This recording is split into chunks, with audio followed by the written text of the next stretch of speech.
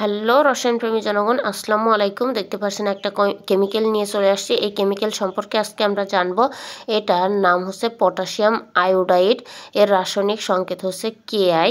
আণবিক ভর হচ্ছে 166.28 গ্রাম পার মোল।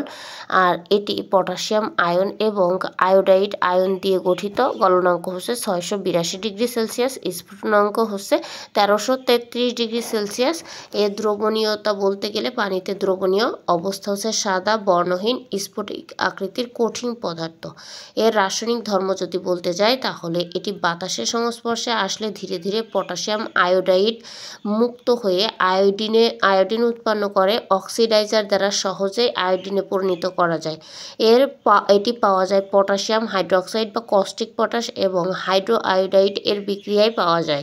এটার ব্যবহার যদি বলতে চাই তাহলে চিকিৎসা ক্ষেত্রে এটার ব্যবহার করা হয়, যেমন পরমাণুর দুর্ঘটনার সুরক্ষায় ব্যবহার করা হয়, থাইরয়েড রোগে ব্যবহার করা হয়, ছত্রাক সংক্রমণেও ব্যবহার করা হয়, শিল্প ও গবেষণাও ব্যবহার করা হয়, যেমন ফটোগ্রাফি এবং ফিল্ম প্রক্রিয়ায় ব্যবহার করা হয়, রসায়নের গবেষণায় ব্যবহার করা হয়, কিছু ধরনের ল্যাবরেটরির পরীক্ষায় ব্যবহার করা হয়, খাদ্য এবং পশু খাদ্য হিসাবে ব্যবহার করা হয়।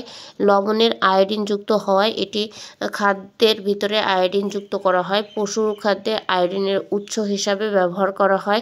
এর স্বাস্থ্য এবং নিরাপত্তায় বলতে গেলে সাধারণত নিরাপদ, কিন্তু উচ্চ তাপমাত্রায় উচ্চ মাত্রায় গ্রহণ করলে মাথা ব্যথা, গ্যাস্ট্রিক, অ্যালার্জি হইতে পারে। অতিরিক্ত গ্রহণ করলে ত্বকের সমস্যা হতে পারে, মুখে লালা পড়া এবং গলা ব্যথা হতে পারে। গর্ভকালীন বা স্তন্যদানকারী নারীদের থেকে দূরে রাখতে হবে। আশা করি এই ভিডিওটা আপনাদের ভালো লাগবে। এমন আরও ভিডিও আসবে, সেই ভিডিওগুলো দেখার জন্য আপনারা রসায়ন ফেসবুক পেজের সাথেই থাকবেন। আপনাদের সুস্বাস্থ্য কামনা করে আজকের ভিডিও এই পর্যন্ত।